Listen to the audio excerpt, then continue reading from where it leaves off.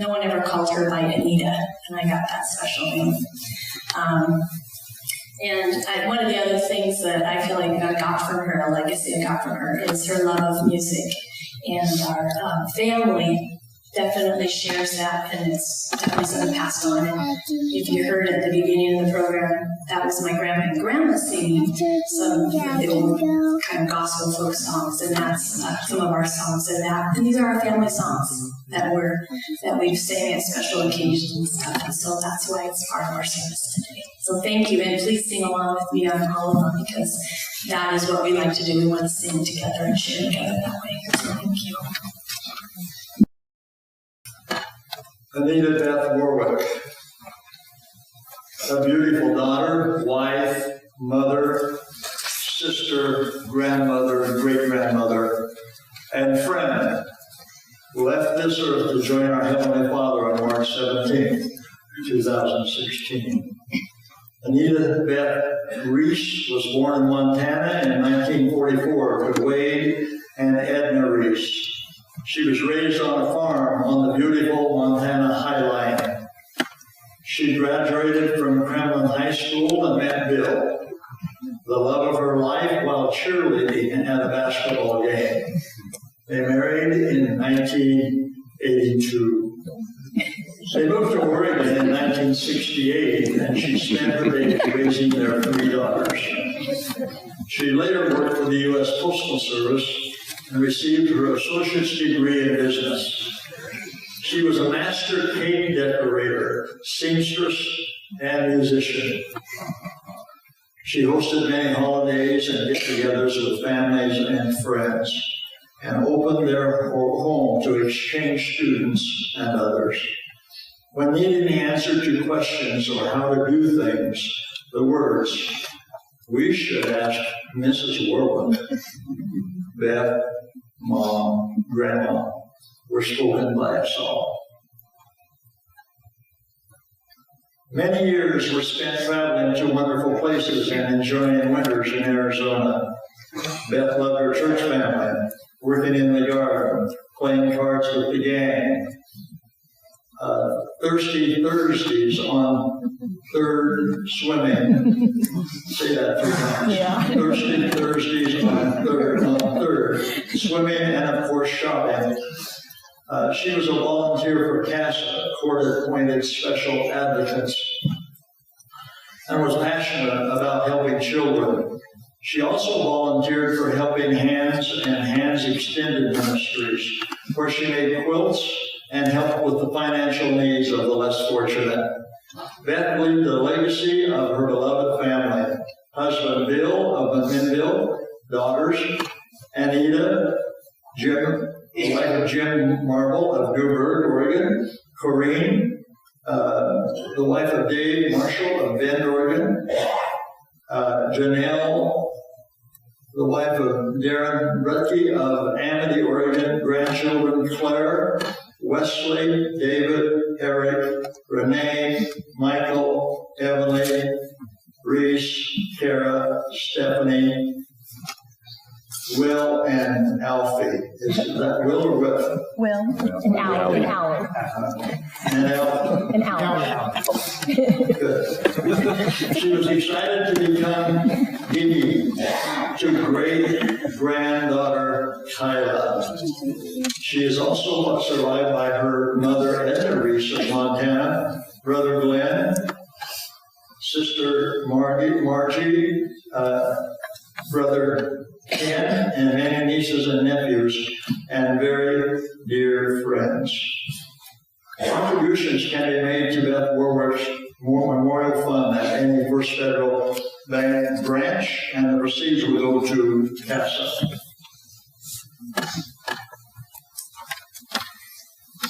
That was a big job.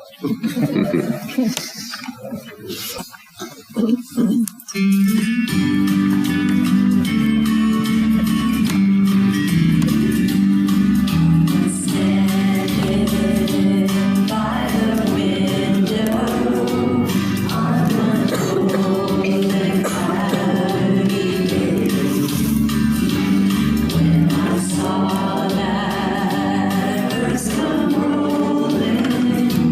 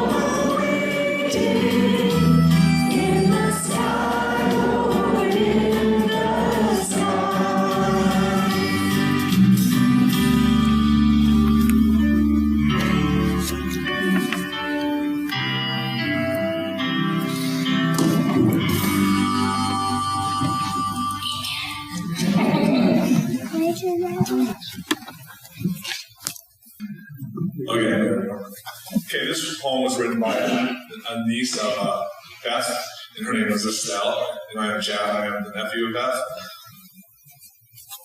So she wrote, "This is a tribute to my special aunt Beth Warwick, whom the rest of my life I will never forget. At your accomplishments, everyone will gaze. Your abilities will never cease to amaze. I wish you God's blessing and eternal peace. My prayers for you will never cease. With much love and appreciation, we will remember you. With your kindness and love, you made people feel brand new.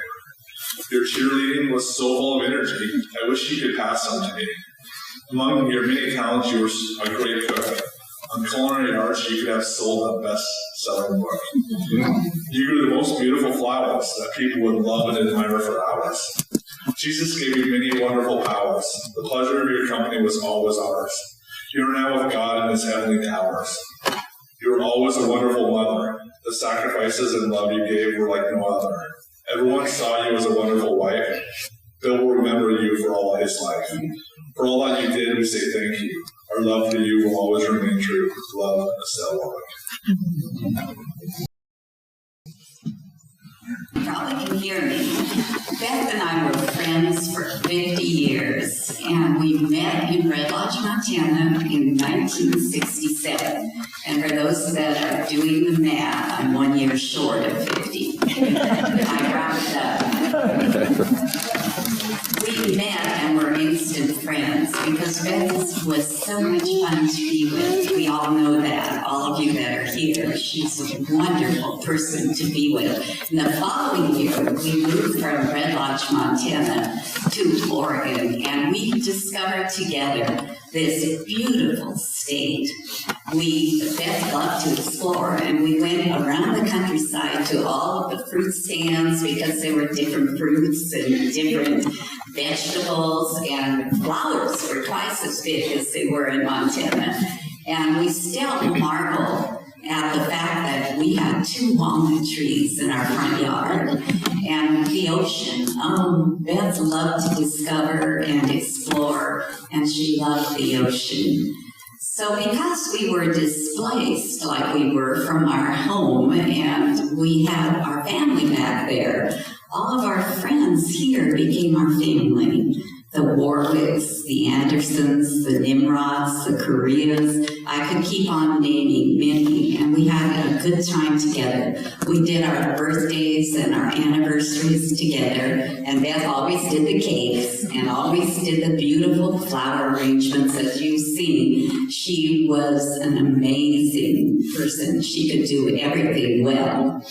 Well, there might have been a couple things.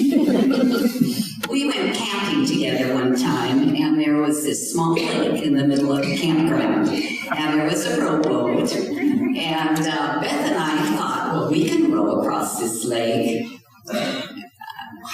We never rowed a boat. How hard could it be? Well, we got in, and I took one paddle, and she took the other, or whatever you call them. And I was rowing one way, she was rowing the other. We proceeded to go around in circles and circles and circles, and we got the giggles so much that we thought we'd never get. I thought we'd have to call on Bill Warwick to swim out and get us, or push us to the other side, because it was so very difficult. But finally, I gave my oar to Beth, and we got to the other side. I think I was the problem.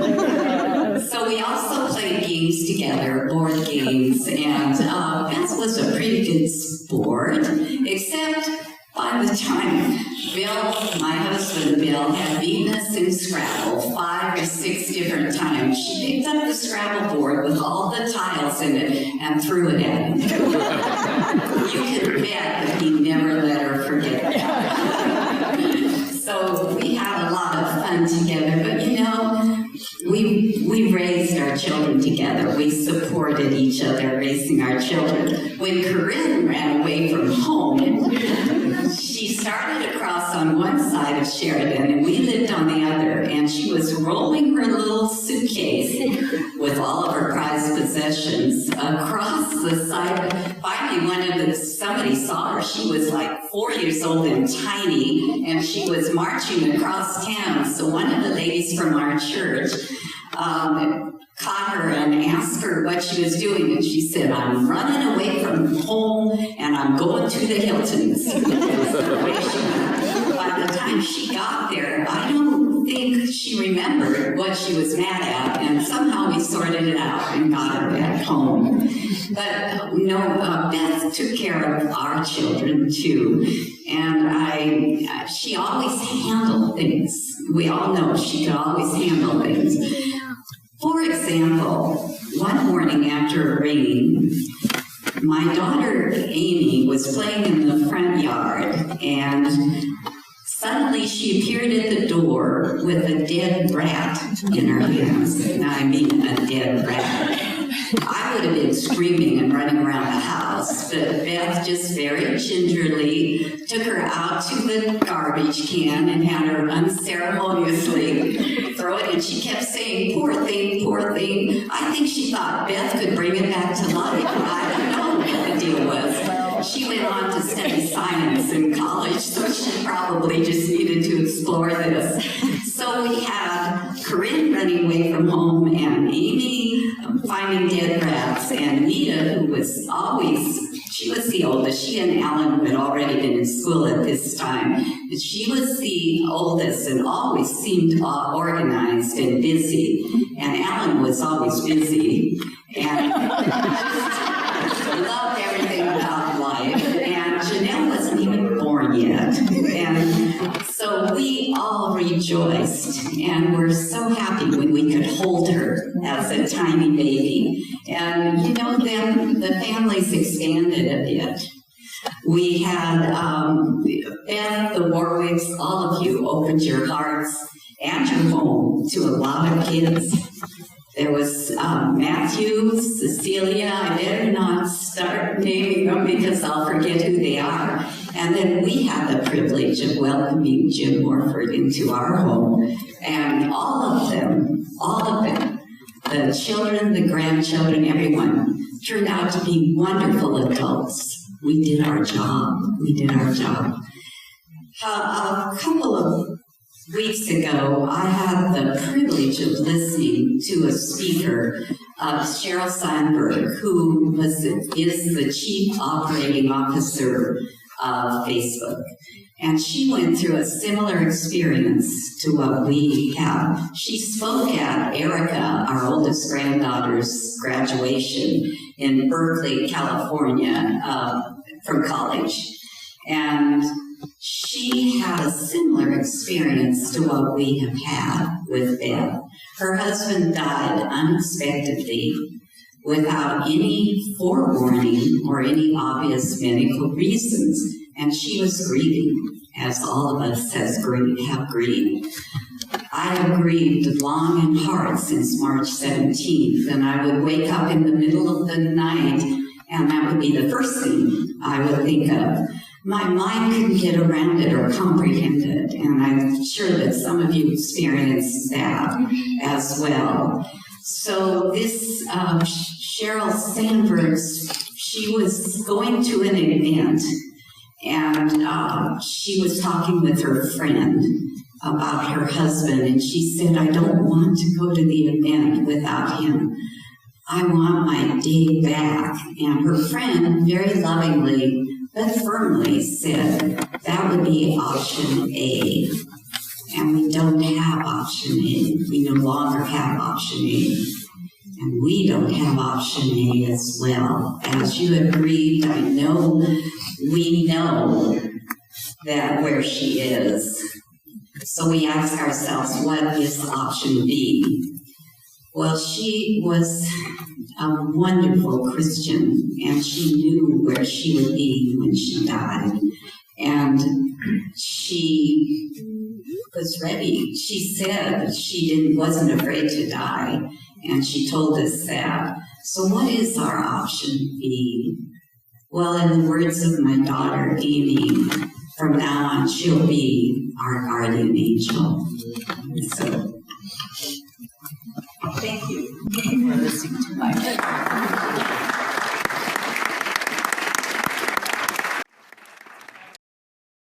I know I was a radio announcer at one time when my husband said I had a 100,000-watt mouth. It's kind of scary getting up here when you see people. Anyway, I'm Beth's sister Margie. I wanted to share about growing up on the farm in north central Montana.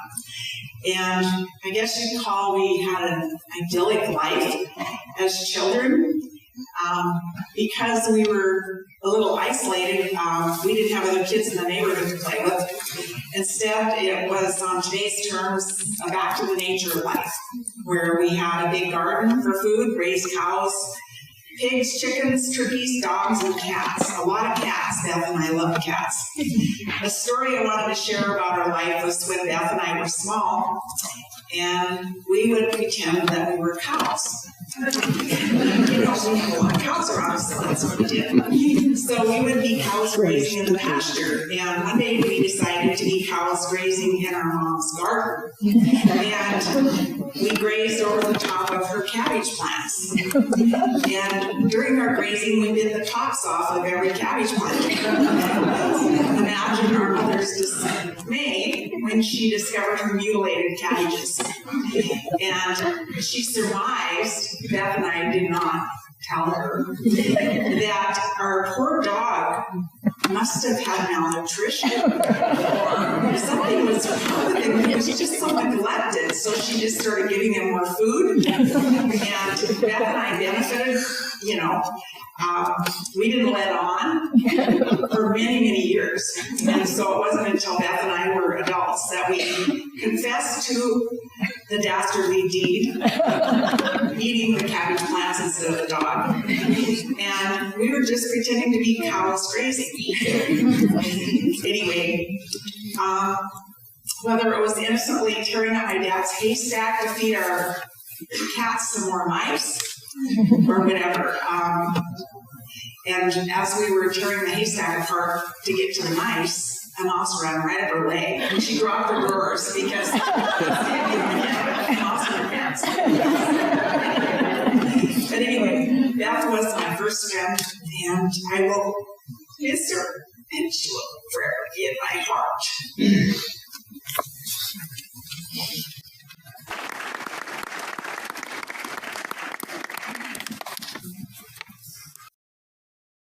Mom opened her home and her heart to exchange students and other young people who needed her. I am blessed to be here on their behalf. I will share an anecdote that shows how her everlasting love still lives in us. In 2003, a couple of years after my family moved from Ecuador to Minnesota, we decided to get rid of our landline and get cell phones instead. Mom and I communicated on a fairly regular basis, but I neglected to let her know that my phone number was changing. One night, the doorbell rang. We weren't expecting anyone. I went to get it with my 2 young daughters running behind me. I opened the door and our jaws just dropped. The police was at our door. My daughters held onto my robe, and somehow I recovered my voice and asked, "May I help you? Are you Cecilia?" "Yes." "There's a Beth Warwick who's really worried about you, lady. You better call her." Okay. Mom had been trying to get a hold of me without success. So always resourceful, she had called the town's police and asked them to go and find me. I thanked the officer and immediately called Mom and apologized. Mom was the kind of person who, once you were in her heart, she would never let go. And we will never let her out of our hearts either. Thank you.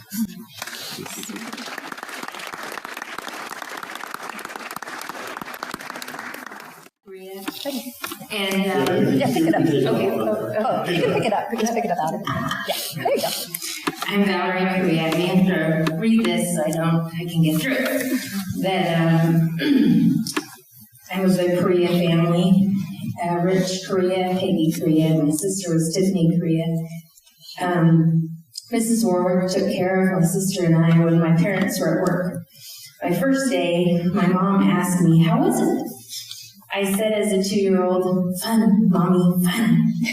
And Miss Warwick was like the first Martha Stewart I'd ever met. That my sister and I would go to her house and she would have lavish, wonderful goodies and yummies, and they'd all be in pretty packaging that she made them herself. But she would not just put a plate of cookies down. It was always like every napkin, every plate was beautiful, every glass was beautiful, the whole arrangement was beautiful. And so she cooked the yummiest food, and she had us do crafty things. I mean, every day we were accomplishing amazing crafts and dancing in dress-up clothes that her old prom dresses, and singing to Karen Carpenter, and just having the best times of our lives. And so she filled our time with music. That sometimes she would just get on the piano and just start singing, and we would all just start dancing around the living room and singing and dancing and dress-up songs. And everyone wishes for a childhood with Beth Warwick. To have memories like that is like a movie, We were so blessed. And so we just were surrounded with love. So my life continues. We have holidays and beautiful memories with the Warwicks and Hiltons and Andersons, and many exchanges of love and everything. And I grow up, go to college. I even get a doctorate. The doctorate doesn't give me the insight until I am older and about to be a mother myself. And somehow I overhear Mrs. Warwick talking to my mom, and they said, well, she was the best preschool that I could have ever paid for. And I said, what? I said, Mrs. Warwick was paid? I went all the way through my 30s. Thinking she just wanted to love me for free. So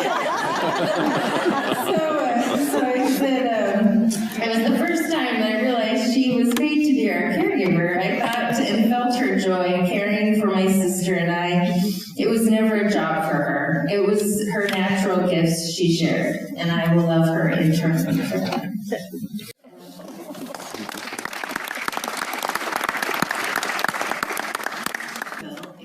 And when I moved in across the street, a lot of times I nostalgically think of grandparents as people who sit on their porches and rock in their chairs, and here were Beth and Bill, hi. So I came over and noticed actually that they had purchased my couch that I had consigned, and so immediately Beth and I were sisters. And what I learned about Beth is that she balanced compassion with action. So I think the second I said I'm a single mom, she said, oh.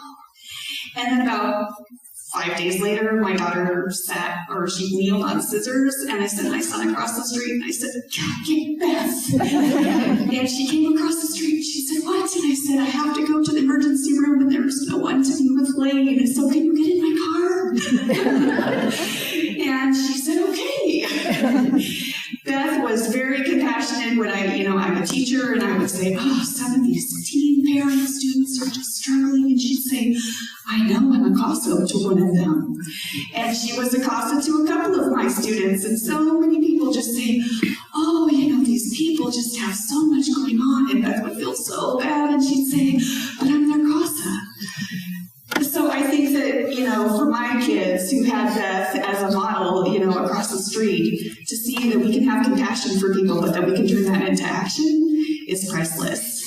She was very wise. She had wise words about every one of the children, nieces, nephews, everybody. She had some wise words about Bill. That shows today because he's wearing the peach that she chose for the paint of their front door.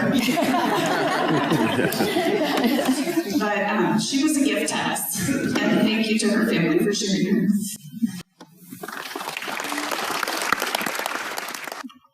Did you ask your mom if you could do that? Mom told the story when she was pregnant with my oldest sister, and she had morning sickness pretty bad. And they had hot dogs for dinner one night, and let's just say next morning she swore off hot dogs for the rest of the day. I was in Yuma a couple months ago visiting Mom and Dad, and I had told her, I said, I just have a hankering for a hot dog. And she's like, well, let's go get some hot dogs. I'm like, no, Mom, I know you work hot dogs. And she goes, I'll have a hot dog with you, honey. So we were on a mission to find the healthiest hot dog we could find, gluten-free, all natural, 10% beef, pretty sure it was blessed by a rabbi. We found a hot dog.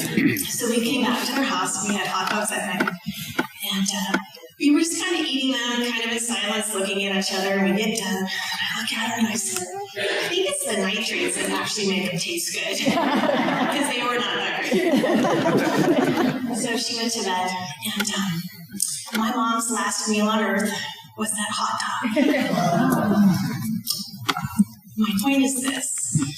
She was such a selfless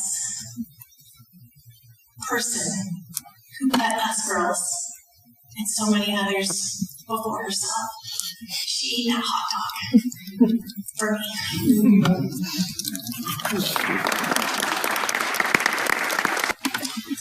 If you're comfortable, and this is the music teacher in me, then just stand. And if you're not, then let's accept